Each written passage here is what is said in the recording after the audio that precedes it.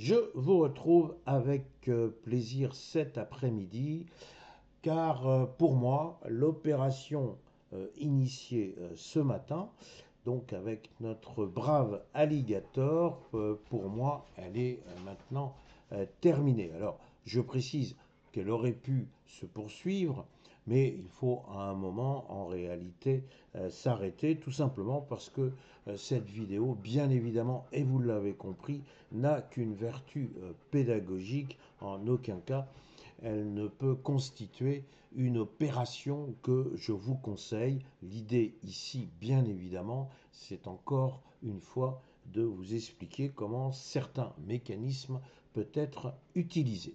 Donc, vous voyez avec mon graphique que ce matin, nous avons commencé à initier une position de baisse sur le futur DAX 40, tout simplement parce que nous avons constaté la présence de bougies en deçà d'un rectangle de transaction qui enfermait une bougie de 15 minutes, c'est-à-dire la première bougie de 9 heures à 9h15. Donc nous avons pris cette bougie et nous sommes partis du principe que si les bougies désormais en 2 minutes se situaient au-dessus du rectangle de transaction, il fallait plutôt favoriser une opération haussière. En revanche, si effectivement on venait à casser le bas du rectangle de transaction, eh bien il fallait plutôt privilégier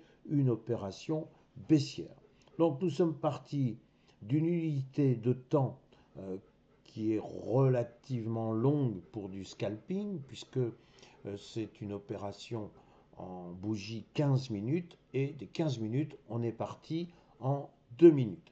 Avec notre brave alligator, encore une fois, nos 3 moyennes, avec une surveillance, à savoir est-ce que les cours allaient, oui ou non, bien s'installer en deçà de la bleue. Alors, bon, il faut parfois s'armer de patience.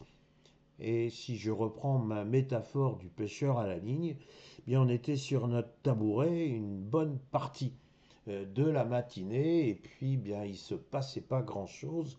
Il n'y avait rien qui manifestement mordait à l'hameçon. Et puis d'un coup, on a vu un poisson frétiller. Alors est-ce que c'était un poisson tout petit qui n'allait pas nous nourrir ou au contraire, est-ce un poisson qui allait nous permettre quand même d'obtenir quelque chose?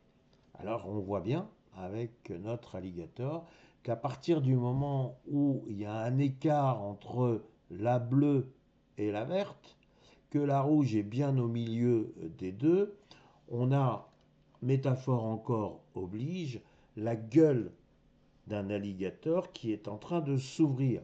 Ici, dans cette partie, ben, vous voyez qu'il dormait, il ne pensait pas à manger.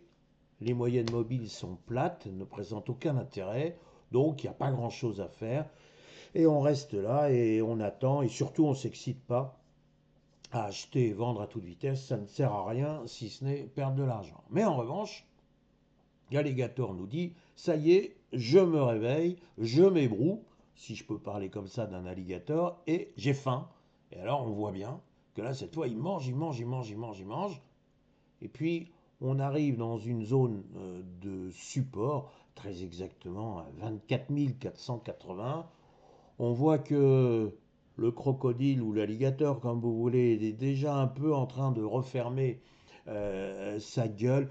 Il l'ouvre encore un petit peu, on a envie de dire, toujours métaphore. Est-ce qu'il n'est pas en train de se lécher les babines? Alors je ne sais pas si un alligator peut se lécher les babines. Bah, toujours est-il que manifestement il est repu, il est en train de s'endormir. Alors à partir du moment où on voit qu'il est en train de s'endormir, eh bien on va le laisser dormir. Alors me direz-vous, c'est peut-être un peu stupide, si ça se trouve, il va réouvrir la gueule ici et on va repartir. C'est possible, mais partant du principe qu'il ne faut jamais être trop gourmand, on est déjà très content que cette opération ait si bien marché et donc on va l'arrêter là.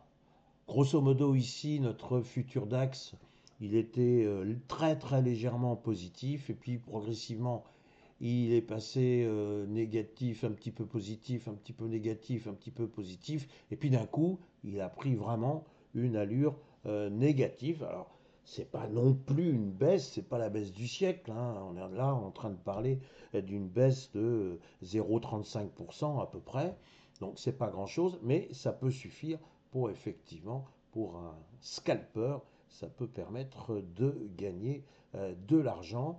Et donc, effectivement, bah, en fonction de la mise de départ, de l'instrument qui a été choisi, un CFD, un turbo, bref, en fonction du produit choisi, et plus il y avait d'effet de levier, ben, plus on pouvait gagner de l'argent. Et quelquefois, avec 0,30%, on peut gagner des sommes qui sont tout à fait, j'allais dire, correctes. Donc, voilà un petit exemple de ce que l'on peut faire avec notre alligator. J'espère que ça vous intéresse. Si vous avez des questions, ben, bien évidemment, vous n'hésitez pas à commenter. J'aurai grand plaisir à répondre à vos questions ou à vos commentaires.